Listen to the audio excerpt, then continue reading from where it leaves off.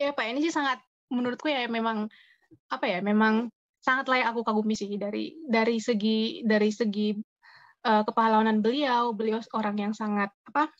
Orang yang sangat kesatria, orang yang sangat pemberani dan Casa Vela Talks, ruang diskusi dan inspirasi. sih ya kalau misalnya soal tentang kegiatan-kegiatan ini juga aktif kan selain ya tadi konten kemarin juga ada peluncuran buku hadir terus ada event apa diskusi sejarah juga ada boleh cerita sedikit tentang kegiatan-kegiatan persejarah itu kayak gimana aja yang Naya ikutin. Jakarta sebagian besar teman-teman tuh di sekitar sini ya, Jakarta, Jabodetabek ya. Karena aku pun baru setahun di sini ya, sebenarnya belum banyak sebenarnya event yang aku ikutin. Tapi kemarin tuh launching buku, kebetulan banget. Itu buku dari Ibu Amelia Yani juga, penulis buku ini. Itu putri ketiga Pak Yani. Kemarin beliau launching, kebetulan karena beliau udah lama bergabung di komunitas kami. Komunitas kami itu namanya Pahlawan Pancasila teh di Facebook. Kebetulan udah cukup lama juga mengenal kami. Akhirnya beliau mengundang kami, alhamdulillah. Dan adapun event-event lain gitu, kita biasanya dalam setahun bisa tiga kali, bahkan bisa lebih kita mengadakan. Karena ini di masa pandemi ya, dan member kita pun juga banyak yang di luar Jakarta, di luar Pulau Jawa. Akhirnya ya kita memutuskan untuk membuat event via Zoom biasanya. Via Zoom tuh kita biasanya membuat diskusi, kita menentukan tema. Biasanya tuh kita menyesuaikan sama timingnya juga. Misalnya kita merencanakan karena kemarin baru peringatan Super Semar ya. Uh, kita merencanakan lagi untuk membuat Zoom meeting terkait Super Semar itu. Dan alhamdulillah yang memberikan materi dua orang yang memberikan materi itu sangat sangat sangat thoughtful, sangat sangat lah dalam memberikan materi. Dan aku dari dulu Mbak Nay, saya sangat puas gitu, sangat tercerahkan melalui Zoom ini. Materinya sangat kompeten, sangat lugas menjelaskannya. Kebetulan beliau ini setiap kami melaksanakan Zoom, beliau selalu bersedia, alhamdulillah. Namanya Pak Jani Sari dan Pak Doni Saputra. Pak Doni ini kebetulan atasan aku teh. atasan aku di kantor. Jadi ya itu aja sih kalau event-event yang kita ini tuh yang akhir-akhir ini ya hanya Zoom aja ya, karena pandemi dan member juga banyak yang di luar di luar Pulau Jawa lah ya. Biasanya itu teman-teman juga mengadain diskusi kopi darat lah ya istilahnya. Diskusi biasanya di pasar buku, ada di daerah di Jakarta Pusat, itu pasar buku. Kebetulan pasar buku yang menjual buku-buku lama di situ. Biasanya teman-teman ngadain diskusi di situ juga. Biasanya juga di museum diskusi. Wow, banyak ya kegiatannya ya. Jadi sejarah itu luas, dari tempatnya ada, ruang diskusinya juga ada, buku-buku referensinya juga banyak. Tinggal kita dari mana nih pengen menelahnya. Nah, Nay, kalau misalnya ada orang nih yang pengen mulai belajar sejarah, kalau dari kamu, menurut kamu harus dari mana sih belajarnya itu? Kalau dari aku ya, karena saat ini kita udah hidup di era digital ya, sebenarnya nggak sulit sih buat kita untuk belajar.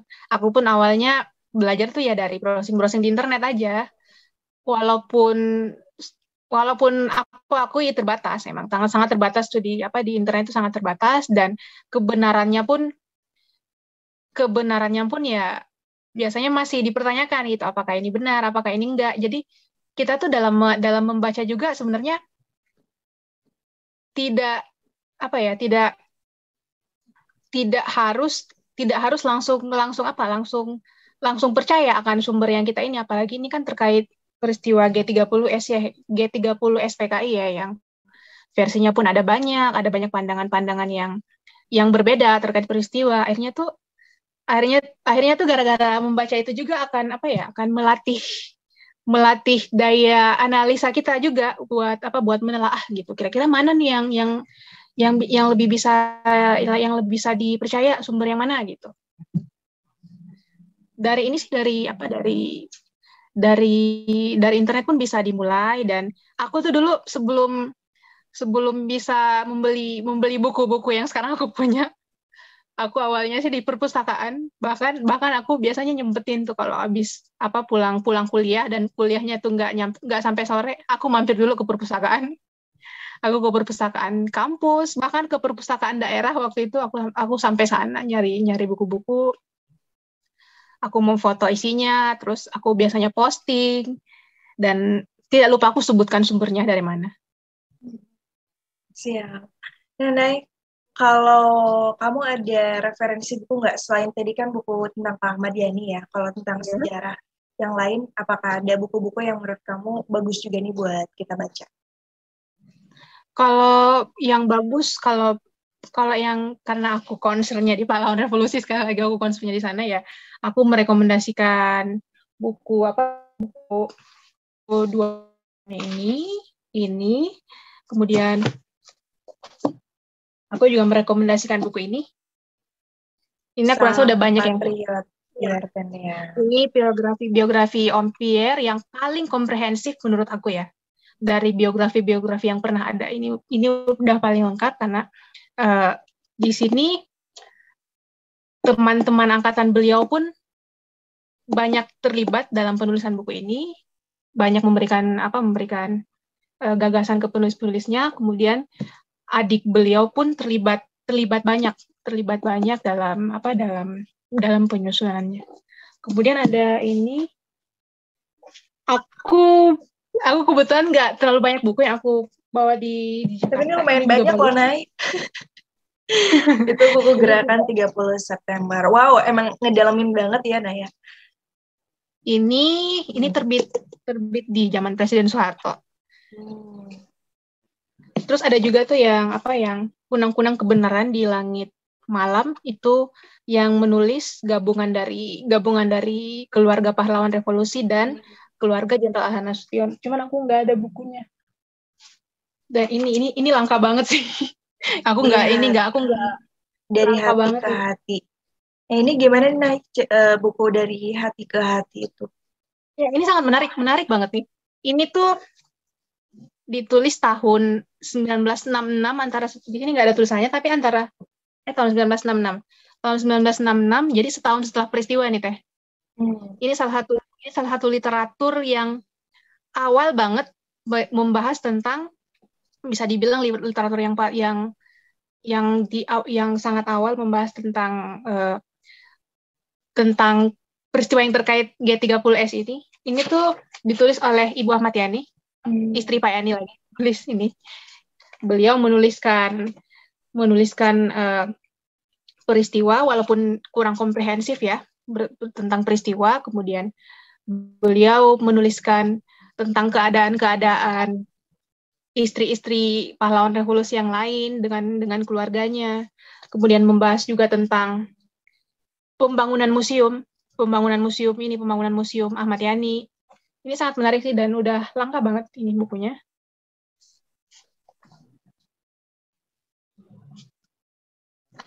Lumayan ya, berarti Naya ini juga koleksi buku-buku yang lama juga gitu. Karena tidak semua buku ini ya dicetak ulang sekarang ya. Banyak yang sudah. Paling sih ini masih banyak lah. Dan ini pun masih banyak. Ini masih banyak. Aduh, jadi penasaran buat baca-baca. Nanti ya. Bentar aku ambil yang lain ya, Teh.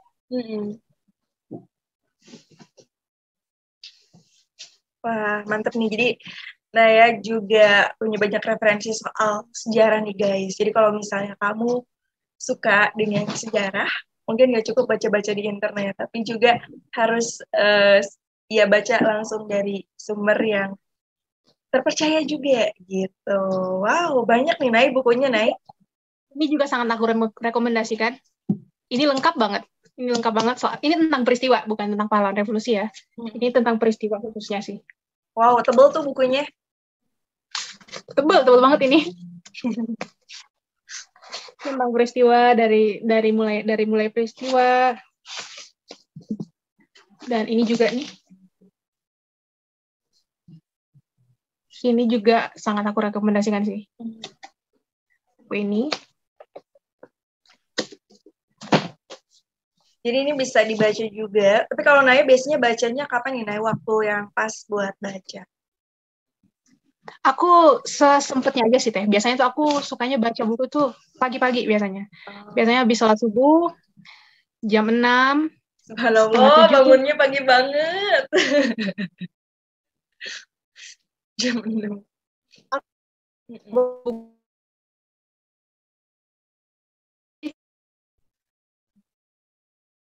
Biasanya juga malam jelang tidur tuh aku biar kalau susah tidur, aku baca buku biasanya. Tapi aku rasa sih yang paling efektif tuh di jam-jam itu. Kalau aku ya, biar orang-orang kan pagi-pagi saat kita baru bangun, jadi masih fresh ya Naya. Ya, masih fresh banget. Apa-apa. Oke, siap. Mantep banget ya. Ini bukunya banyak. Semoga juga nanti makin banyak biar bisa bikin perpustakaan pribadi nih, khusus tentang sejarah. Nah, yang punya. Sebenarnya aku nih belum apa-apa banget lah dibanding teman-teman yang lain, dibanding teman-teman tuh yang udah berapa banyak bukunya, udah berapa banyak buku yang dibaca. Aku masih ini banget lah. Cuman kebetulan karena aku bisa lebih aktif di media sosial, jadi mungkin orang-orang ada yang menotis aku, dan di Instagram khususnya. Teman-temanku yang lain tuh karena mereka tuh lebih banyak aktif lebih banyak aktifnya di Facebook seperti itu. Dan kalau dibilang Naya arsip tuh lengkap dan baik pun, aku rasa sih sebenarnya masih jauh dari baik sebenarnya Teh. Karena ya pembahasanku ya kalau Teteh perhatikan ya itu aja. Tapi bagus sih buat orang yang mungkin knowledge-nya belum dalam, Nay. Jadi memberikan manfaat dengan itu juga udah luar biasa banget. Kalau menurut aku ya, menginspirasi aku juga nih buat sharing apa yang aku bisa, apa yang aku punya. Aku ya lebih banyak sharing ini aja ya, lebih banyak sharing tentang, jujur paling banyak tentang Pak Yani, karena yang aku paling sering baca tuh kadang tuh ada beberapa buku yang aku beli cuman gara-gara ada Pak Yani-nya bahas ada Pak Yani-nya di situ. Tapi dengan cara itu ya aku juga dapat pengetahuan yang banyak dari buku itu, bukan sekedar baca yang subbab yang bahas tentang Pak Yani aja. Ya Pak Yani sih menurutku ya memang sangat layak aku kagumi sih dari segi kepahlawanan beliau orang yang sangat kesatria, orang yang sangat pemberani. Dan aku pas ke rumah beliau tuh benar-benar sangat terharu. Aku membayangkan beliau baru bangun tidur menghadapi kurang lebih beberapa orang, 5 orang bagian dari pasukan itu di hadapan beliau. Pasukan itu semuanya membawa senjata, beliau dalam keadaan tangan kosong, tapi beliau dengan kesatrianya nih masih sempat memberikan mungkin bisa dibilang masih sempat memberikan pengajaran ke salah satunya itu dengan meninju mereka. Dari buku tadi yang aku bilang yang ditulis oleh putri beliau pun, aku bisa tahu banyak tentang beliau di situ, tentang bagaimana beliau dalam rumah tangganya, bagaimana ternyata Pak Yani itu sosok ayah yang menurutku ya sangat layak dicontoh sih, karena beliau terlibat banyak banget dalam merawat anak-anaknya. Beliau sampai mandiin anak-anaknya, semuanya tuh kalau menurut penuturan anak-anaknya tuh beliau sampai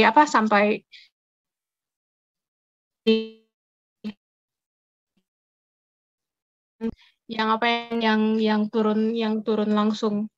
Dan aku juga belajar tentang kesetiaan Pak Yani tuh walaupun udah bertahun-tahun nih, dan jabatan beliau pada saat itu sebagai orang nomor satu angkatan darat, tapi beliau tuh bukan bukan tipe yang kan orang-orang yang pernah ada satu cerita. Ini beberapa bulan sebelum sebelum peristiwa, ada yang bilang beberapa bulan, ada yang bilang 40 hari sebelum sebelum beliau sebelum beliau gugur. Beliau waktu itu ada inspeksi ke daerah Indonesia Timur, ke Ambon. Pada saat acara penyambutan beliau, kalau nggak salah tuh ada beliau melihat seorang prajurit, entah aku lupa juga cerita persisnya, entah prajurit itu udah pensiun apa belum, tapi beliau mengingat prajurit itu gitu. Nama prajuritnya itu Lopias kalau nggak salah, orang Ambon. Ternyata tuh prajurit itu pernah ditemui Pak Yani pada saat masih zaman penjajahan gitu. Masih pada saat itu Pak Yani masih sekolah menengah. Kebetulan Pak Yani kan dari keluarga sederhana. Ayah dan ibunya bekerja di salah satu orang Belanda lah ya. Pada saat itu ayah Pak Yani itu dibentak, dimaki-maki lah ya sama seorang Belanda itu. Dan Pak Yani ini kemudian muncul gitu. Beliau melihat, kemudian beliau merasa tidak terima dengan perlakuan Belanda ini ke ayahnya. Walaupun beliau waktu itu usianya masih belasan, beliau menentanglah Belanda ini dengan menggunakan bahasa Belanda. Kemudian kalau nggak salah Pak Belanda ini sampai melakukan kekerasan ke Pak Yani. Akhirnya Lopias inilah yang menyelamatkan, karena merasa sesama sebangsanya nggak terima, anak kecil pula, masih kecil pula diperlakukan seperti itu. Dan resikonya ya Pak Lopias ini pangkatnya diturunkan oleh Belanda. Dan setelah bertahun-tahun, orang tua Pak Yani berpesan ke Pak Yani, tolong cari orang ini gitu. Pak Yani udah cari kemana-mana setiap beliau inspeksi, entah ke Sumatera, ke Sulawesi, nggak dapet. Tapi akhirnya dapet pada saat beliau kunjungan ke Indonesia Timur. Akhirnya bertemulah beliau sama Pak Lopias ini. Beliau masih mengingat, ternyata masih mengingat, padahal udah belasan tahun yang lalu ya kira-kira. Masih mengingat, kemudian dirangkul, diberikan apa yang digunakan Pak Yani saat itu, jaket, jam tangan, semua diberikan ke Pak Lopias ini ya. Kalau beliau tuh nggak pernah lupa gitu sama orang yang pernah berjasa sama beliau. Pun dalam berkawan, beliau tuh sangat mengingat kawannya. Dan satu kelebihan Pak Yani lagi, beliau tuh mudah melihat potensi orang. Mudah banget melihat potensi orang. Beliau sangat respect sama orang-orang yang sama prajurit beliau yang intelek. Pernah ada seorang perwira, namanya kalau nggak salah Brigjen Soeharto. Beliau itu wakil komandan Seskoat pada saat itu. Beliau ini cacat beliau ini cacat. Jangan disebut cacat lah ya. Beliau waktu itu kena penyakit kanker dan kakinya udah lumpuh. Akhirnya kalau tentara udah nggak bisa jalan seperti itu kan, udah disable lah ya, udah inilah. Waktu itu pangkatnya mau dinaikkan, tapi presiden tuh tidak mengindahkan begitu. Tapi Pak Yani mempertahankan. Pak Yani sampai berpesan ke orang lain, tolong sampaikan kepada Soeharto, namanya Pak Soeharto, tolong sampaikan kepada Soeharto, saya tidak butuh kakinya, saya butuh kepalanya. Karena Bapak Pak Soeharto ini emang menurut penilaian beliau tuh sangat cerdas gitu. Dan Pak Yani tuh orangnya berprinsip banget. Beliau bahkan apa? Ini nggak apa-apa nih aku cerita mulu. Nggak apa-apa, nggak apa-apa. Beliau orang yang sangat-sangat sangat memegang teguh prinsip. Hubungan beliau sama Presiden Soekarno pada saat itu tuh sebenarnya sangat hubungan yang apa ya, yang cukup serasi. Karena ada kecocokan secara pribadi dibandingkan dengan hubungan Jenderal Nasution dengan Bung Karno tuh kurang serasi lah. Tapi dengan Bung Karno dengan Pak Yan itu hubungannya cukup dekat. Jadi kalau misal Pak Yan itu menurutku ya, kalau misalnya Pak Yan itu uh, ingin mencari posisi aman pada saat itu sebenarnya gampang banget, nggak susah bagi beliau, karena beliau udah berhasil mengambil hati Bung Karno, tapi beliau tetap memegang teguh prinsip sebagai orang yang anti komunis, bahkan beliau mempertaruhkan hubungan baik beliau dengan Presiden Soekarno saat itu. Banyak sih hal-hal yang banyak patut diteladani. Kemudian ada satu kisah juga pada saat itu beliau membela seseorang anggotanya dari Indonesia Timur juga, namanya Dr. Ben Boy. Kalau ada teman-teman mungkin ada yang pernah dengar nama ini, Ben Boy itu, Dr. Ben Boy itu kalau nggak salah mantan gubernur entah di Nusa Tenggara Barat atau di Nusa Tenggara Timur.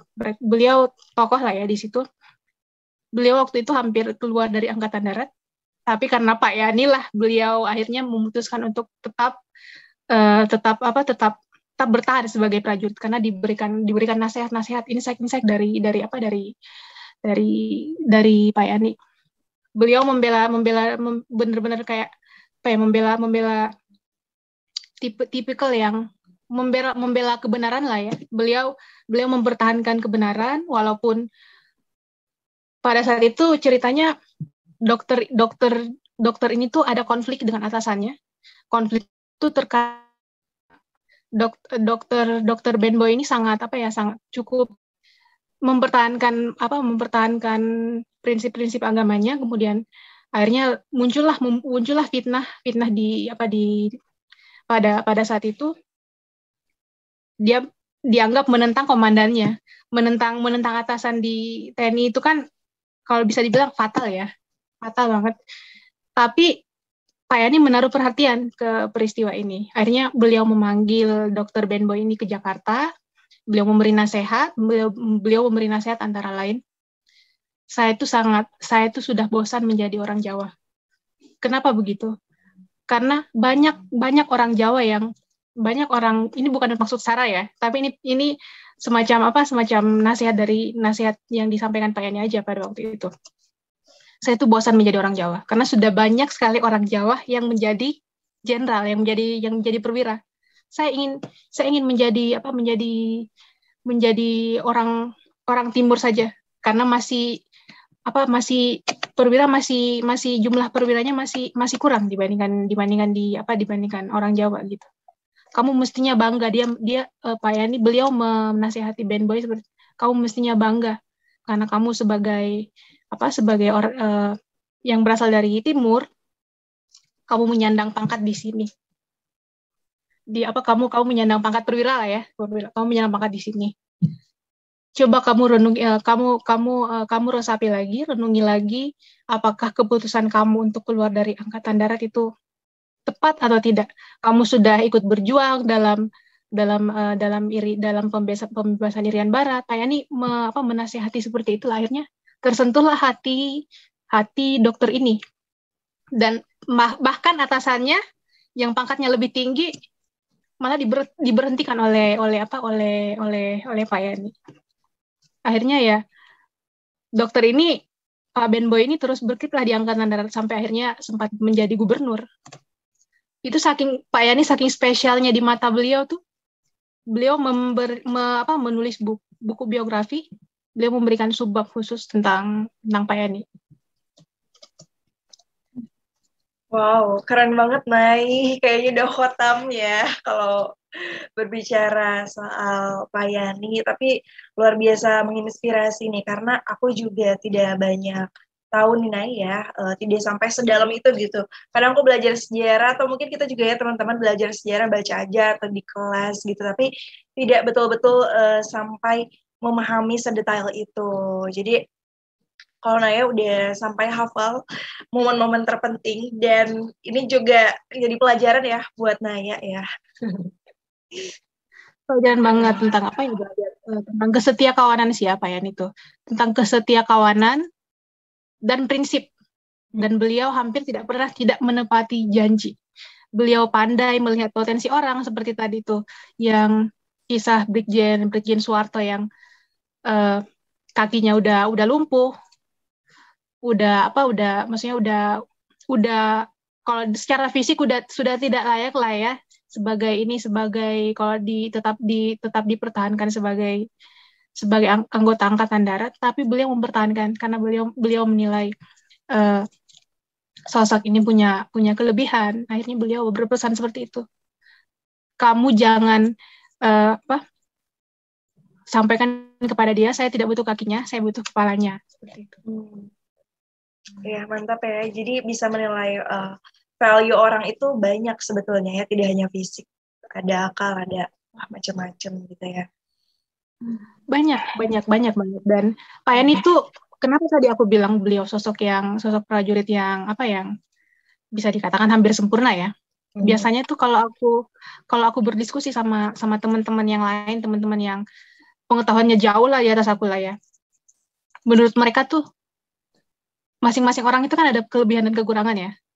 Tentara pun begitu. Tentara tuh ada yang berkelebihan di dalam bekerja staff secara intelektual. Kemudian ada juga yang punya kelebihan di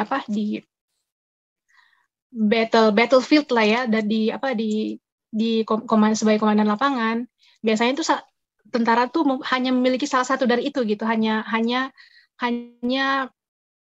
simpelnya hanya kompeten di salah satu bidang itu gitu. Dan Pak Yani tuh enggak, Pak Yani tuh di dua-duanya.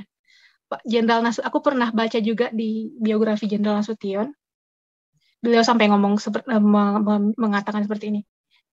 Yani itu staf yang sulit dicari gantinya. Ketika saya bepergian, ketika saya melaksanakan kunjungan kemana-mana, saya mempercayakan staf umum Angkatan Darat dipimpin oleh dia gitu. Ini belum lagi kita bercerita tentang pengalaman Pak Yani memimpin pasukan ya. Kemudian beliau pun memprakarsai berdirinya salah satu pasukan elit di Angkatan Darat. Kalau Teteh pernah dengar, pasukan batalion Banteng Raiders. Kalau karena Teteh dari Bandung ya, Teteh mungkin pernah dengar Yonif 300 Raider ya. Iya, kayaknya itu dan ya itu dari cikal bakalnya tuh batalion Raider tuh ya, yang mendirikan ya Pak Yani. Walaupun mungkin kualifikasinya saat ini tuh beda sama yang dulu beliau dirikan, tapi beliau mampu mendirikan pasukan itu pada saat keadaan tuh lagi kok bisa dibilang bukan dalam keadaan kondisi yang baik pada saat itu tuh, karena saat itu dibutuhkan pasukan yang prima, yang lebih prima untuk melawan, kalau tidak salah untuk menghantam DITI di Jawa Tengah, karena wilayah beliau waktu itu di Jawa Tengah. Sama seperti berdirinya Kopassus ya. Kalau Kopassus kan di Jawa Barat, itu karena untuk menghantam gerakan DITI di Jawa Barat. Banteng Raiders ini di Jawa Tengah. Pak Yani menggembleng sendiri.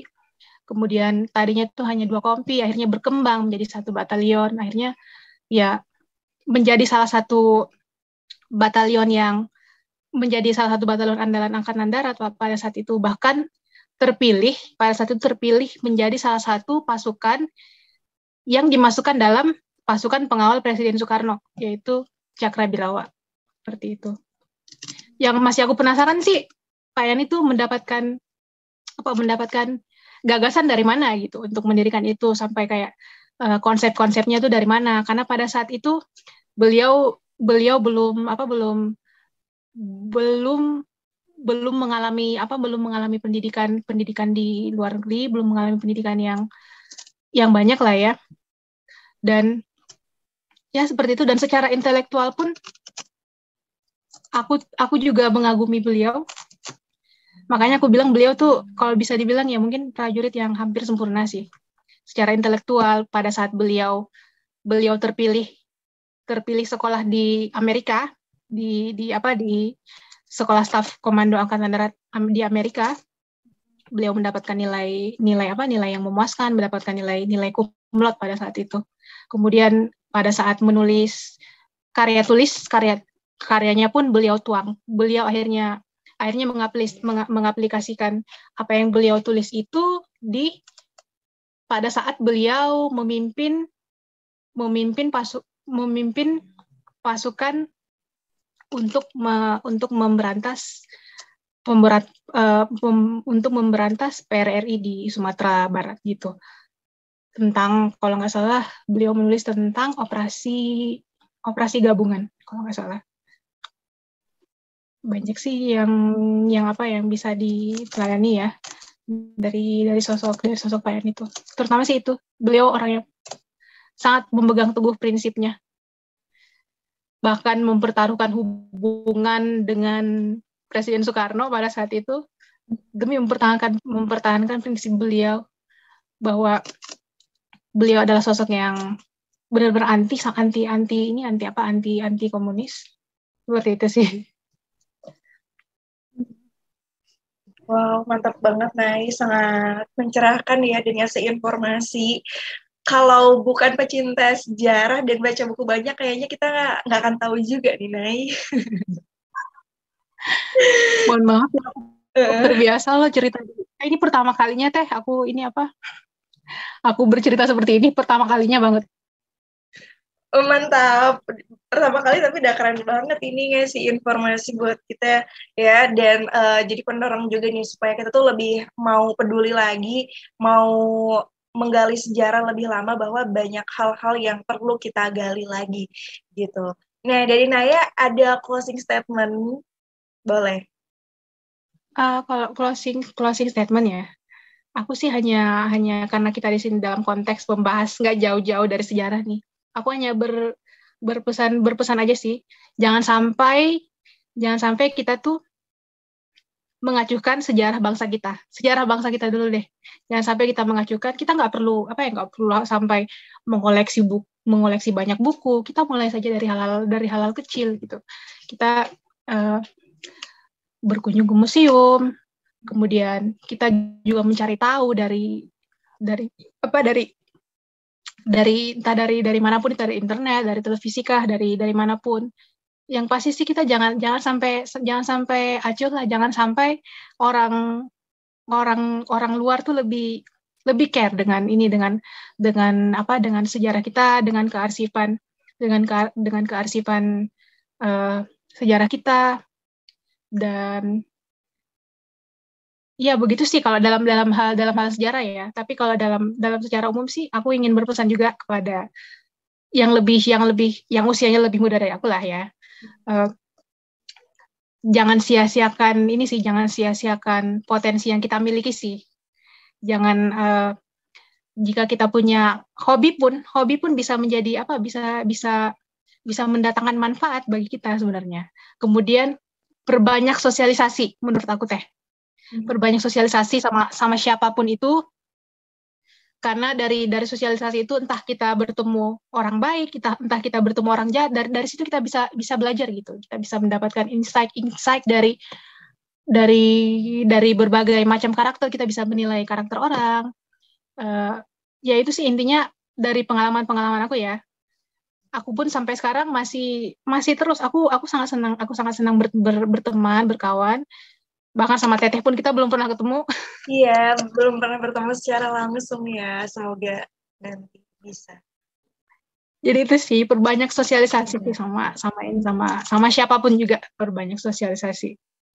Dan apa ya, kalau yang bagi adik-adik yang udah masih mahasiswa mungkin ya, kalau merasa punya hobi, punya potensi ya, bergabunglah dengan unit-unit kegiatan mahasiswa yang ada di kampus yang sesuai dengan minat kalian, seperti itu.